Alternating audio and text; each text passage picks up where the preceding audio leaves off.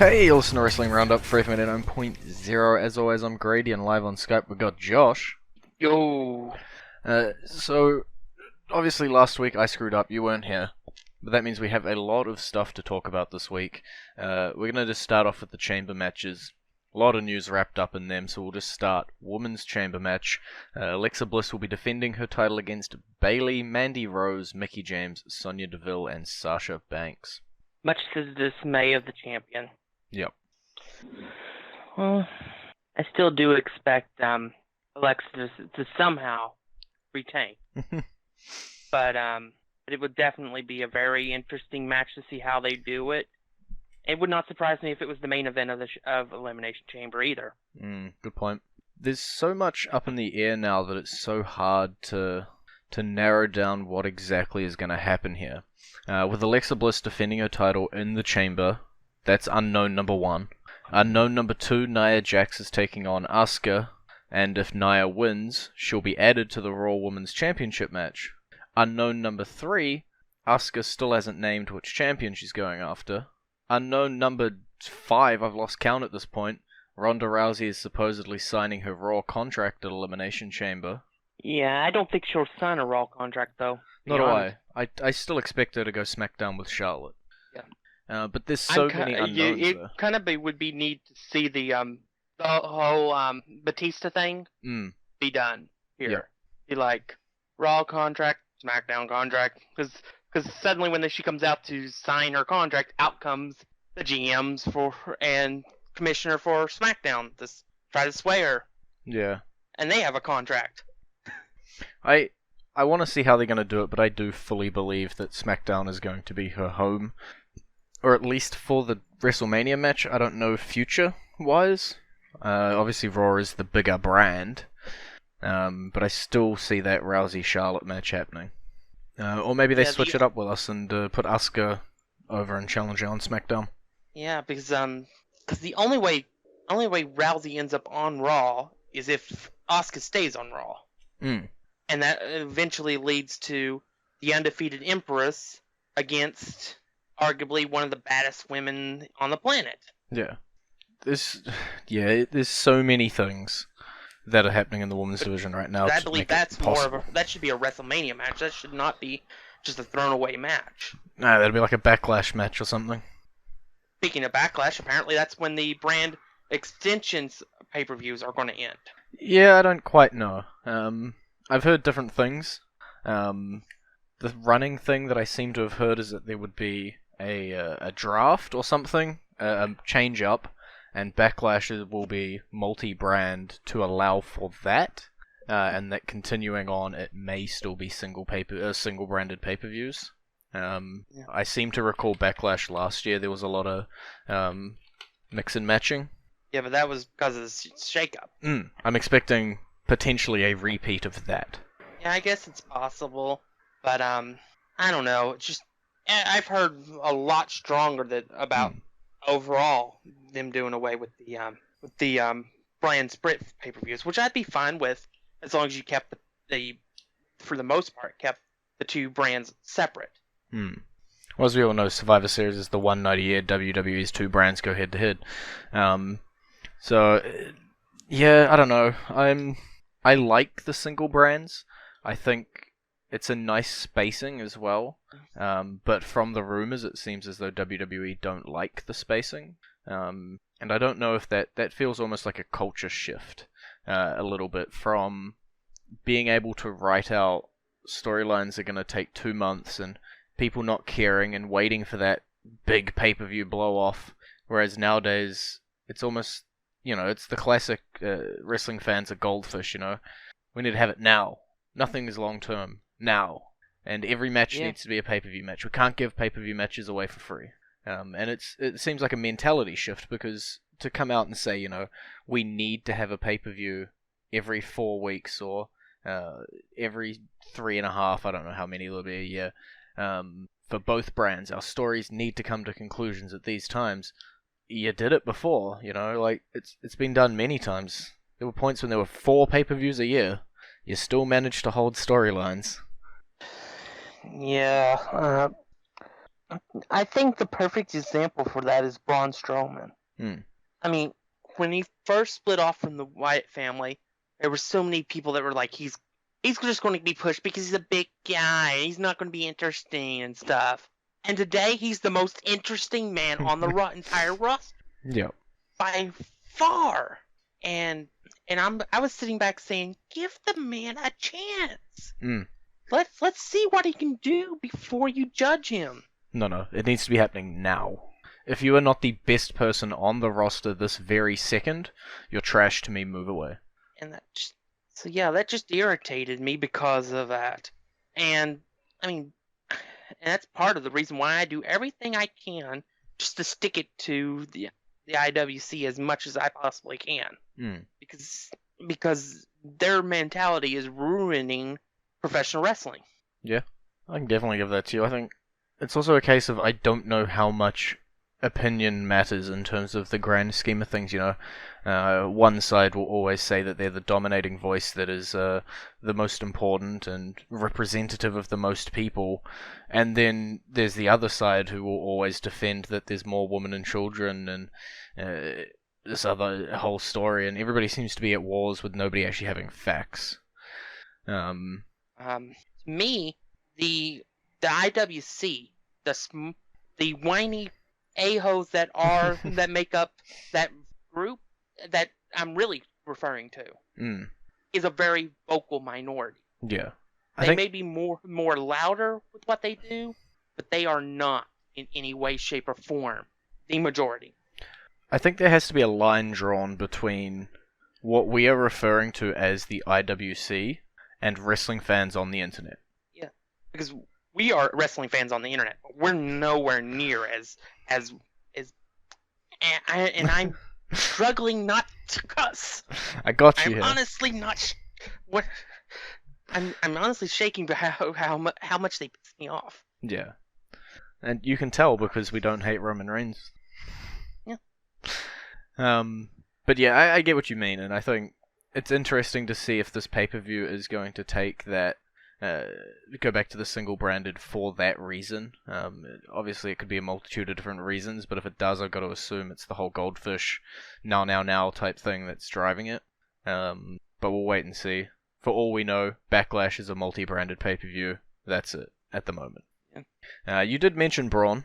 I would just like to mention Braun for the fact that he pulled out. I think it was a double bass, was it? Yeah, I thought it was a cello at first, but yeah, when he pulled that out, I just started cackling because that was hilarious. And he actually had a good singing voice. Yeah. So, but yeah, Elias is getting elevated by working with Cena and Braun. Mm-hmm. He's becoming one of the bigger heels in the company. I believed in him. I called this. Yeah. I was interested when he just showed up on Raw, because I never watched NXT that much, so I didn't know anything about him. But he captured my attention right away. He didn't have to say anything or anything. There's something about this guy. Mm-hmm. Let's watch him. Let's see how he turns out.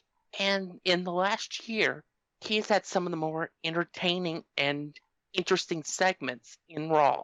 And he just knows how to work the crowd. I mean, he has got it to the point where he actually has them saying a catchphrase of it, and then he puts them down for it. Yeah. and they still do it. Of course. But yeah, but the walk with Elias for WWE is brilliant. It's genius, and apparently the idea was he came up with it, and Cena told him, "Do it, go for it," and they caught on immediately because it's so brilliant, and I'm fine with him losing his last name because he didn't really need it. Especially now that he has his catchphrase, and it wouldn't make any sense if you had his last name on it. Yeah. I definitely see where you're coming from. I think the talent in this chamber match, and even beforehand, just with Elias, he's sort of just being like, he's touching the grates as he's walking through, and every little bit's rubbing off on him because you just get that chance to shine, if you shine against... I guess the best example would be to bring it to sports, right? If you beat some pee-wee soccer team or a pee-wee football team, everyone's like, yeah, but you're only better than the pee-wee football team. But then if you go up against like an NFL champion and you go toe-to-toe with them, you still lose, but you're going toe-to-toe with them, you're automatically on that level. Yeah. It's, I guess, yeah, a good example was the Super Bowl. The fact that the Eagles finally won the Super Bowl was huge because they never won a NFL championship in their existence. But the fact that they beat the dynasty known as the New England Patriots made it so much more huge for them. Because it was like literally beating John Cena. Yeah. In WWE, because it was that much of an elevation for him. Obviously, Elias in this chamber, I believe he won the right to come in last. Yes, the week before last, he won the triple threat match between him, Braun, and Cena to come in last. And then this week, The Miz lost a match and will be coming in first. Yep. But we don't quite know what will be happening because the second chance fatal 5-way match ended with a double win. And now we have a 7-man chamber. Why not? Why not? I have to assume they will not be building a 5th pod. Yeah, that would be kind of awkward. So I'm going to assume we just start with a triple threat in the ring. Yeah. So The Miz will be joined by 2 others. Probably Finn and Seth. That kind of makes sense since they were last to slip in. They were the second chances. Yeah. But yeah, I just want... All I want from the chamber match, we know who's going to win.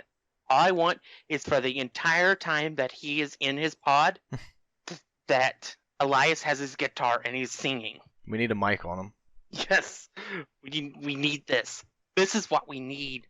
We just need him to have his guitar and just sing the match away.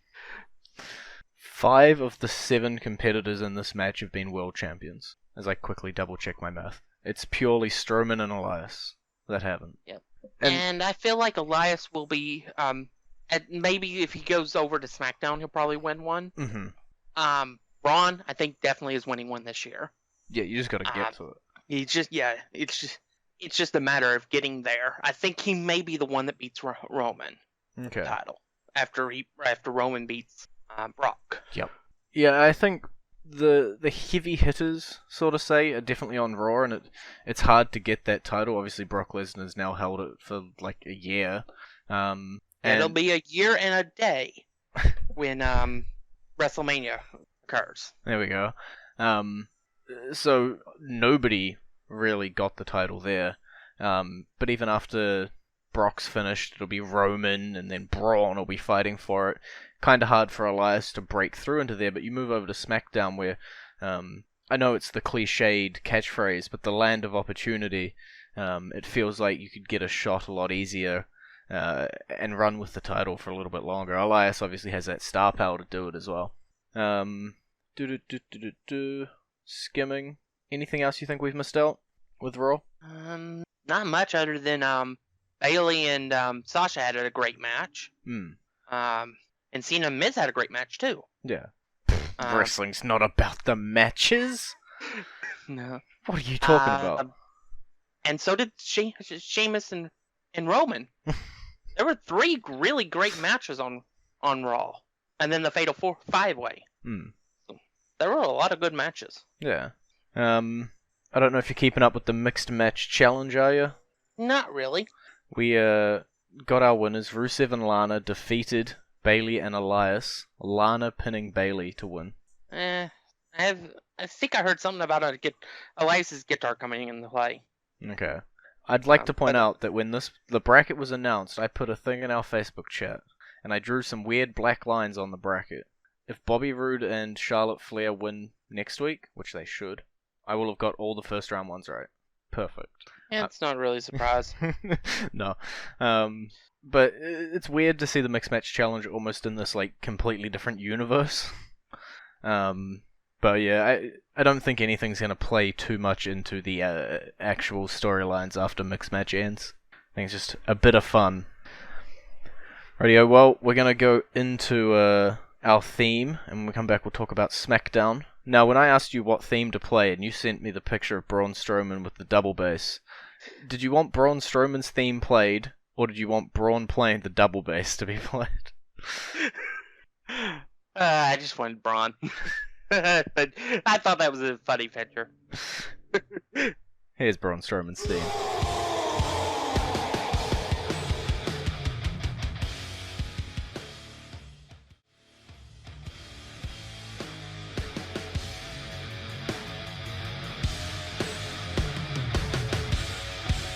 And you're back with the Wrestling Roundup. FreeFM 89.0, Grady and Josh. We're on to SmackDown now. Charlotte Flair, Sarah Logan, the Riot Squad.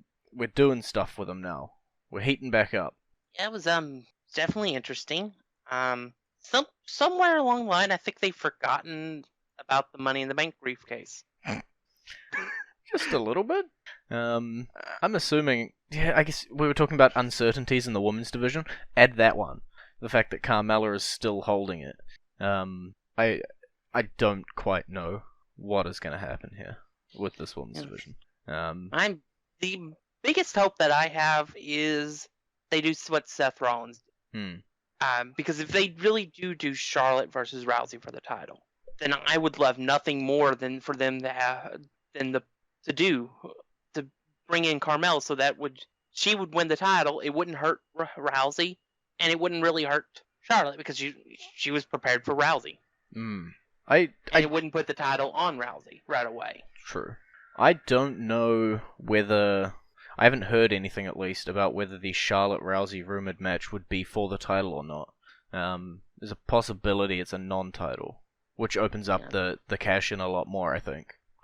The only thing I know for certain is there's a possibility that I might see the some of the WrestleMania card a week before an event occurs.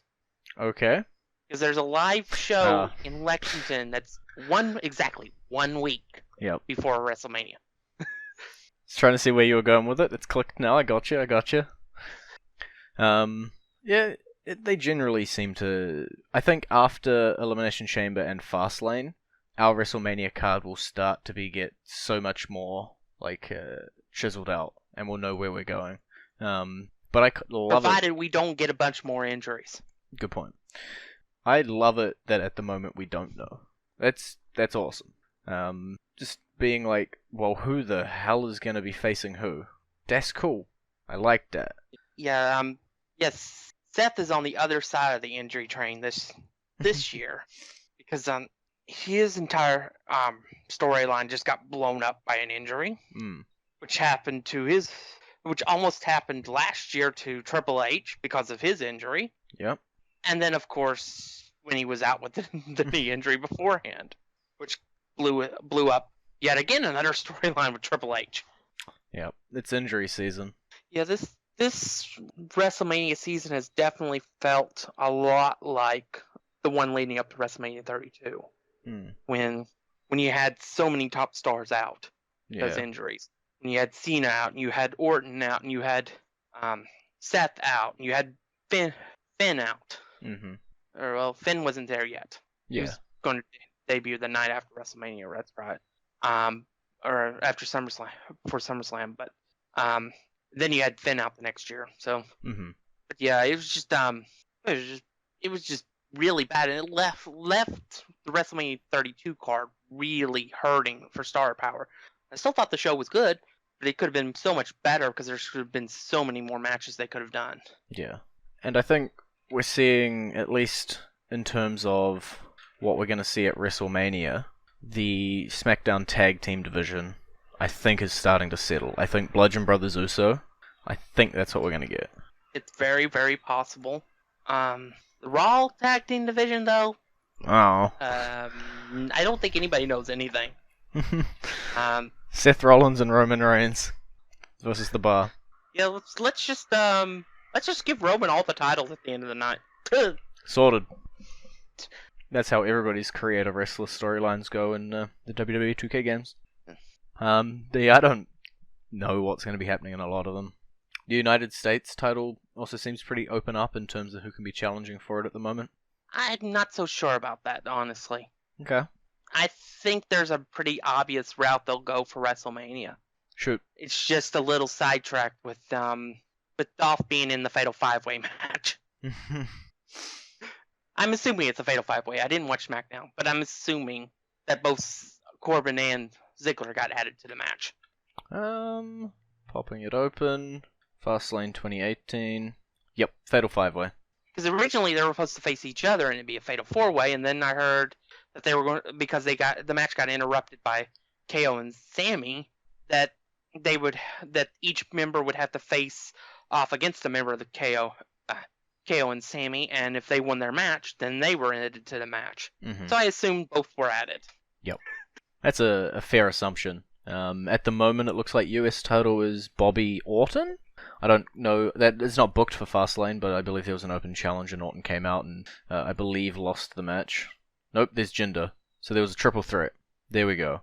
So I don't know. Who's the obvious one that you think you're going with? Because it's not obvious to me. Who voluntarily relinquished the United States title? True. He doesn't seem to care about it as much, though.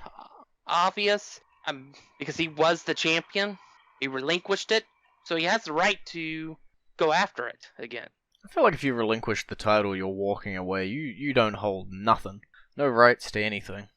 You could just say that Bobby's a paper champion because he never actually beat him for the title. True.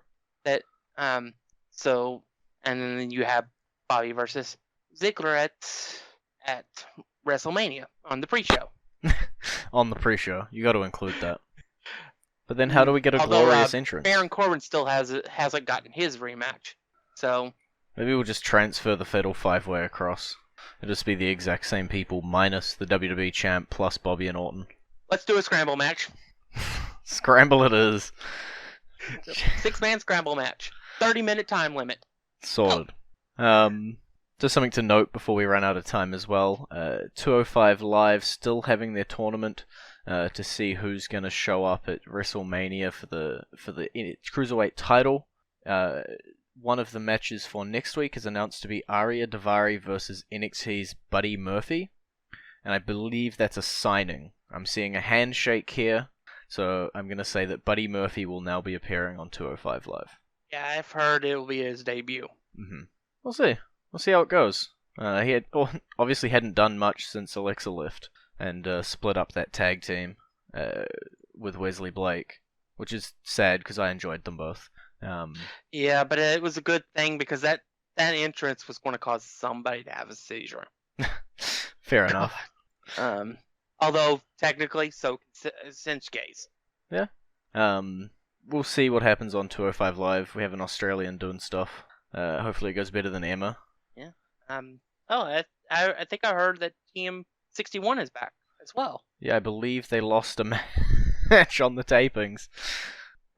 Yeah. Yeah, I think the next Dusty Rhodes Classic is happening. If I recall correctly from the tapings. 2018 tournament, yes. February 2nd, so the first round has aired, and TM61 lost to the Authors of Pain. There we go. Street Profits beat Heavy Machinery, Sanity beat Riddick Moss and Tino Sabatelli, and we don't quite know the last match. Except that it'll be Wesley Blake and Steve Cutler versus someone. We'll see who wins. Probably whoever the someone is. It's probably War Machine. Good point. Actually, that makes a hell of a lot of sense. It's possible this is only half the bracket. I don't know. But with the Authors of Pain winning it last year, I'm going to assume they won't win it this year. The Street Profits, I don't see getting anywhere. Sanity could possibly have an outside chance, but I'd put my money on War Machine. Yeah, Street Profits. If they make it to the main roster, if I'm WWE, I so hire MVP as their mouthpiece. Yep. That would be such a perfect combination. Sorted. Rightio, well, that's all we got time for this week. It's been great talking to you. BB! Visit our Facebook page, facebook.com/wrestling radio, or our Twitter page, twitter.com/wrestling radio. And I'll see you next week.